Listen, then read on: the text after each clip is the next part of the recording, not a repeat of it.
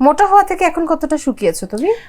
আগে আমি মেবি 73 ছিলাম, এখন হচ্ছে আমি 62। কিভাবে মোটা হলে আর কিভাবে শুকালে? এটা সবাই জানে যে আমি একটা ক্যাপসুল খেতাম ওয়েট গেইনের জন্য। সেটার পর দেখা যায় যে আমি যখন একটু বেশি ফ্যাট হয়ে গেলাম, যেহেতু আমার মিডিয়াতে কাজ করতে হবে, গ্ল্যামার দরকার, সো মোটা হয়ে যাওয়ার পর দেখা গেল যে আমাকে একটু বেশি অ্যাডাল্ট লাগা শুরু হলো এবং বেশি বয়স্ক লাগতো।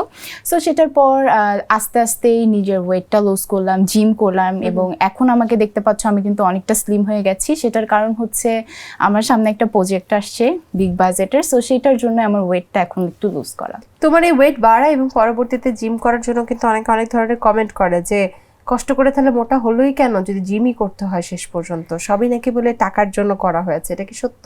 হ্যাঁ, অবশ্যই, এটা মিথ্যা কেন হবে। এবং আমি যখন শুকনা ছিলাম তখন যে মানুষগুলো এখন বলছে যে মোটা হয়ে গেছে, বাজে লাগছে, তারাই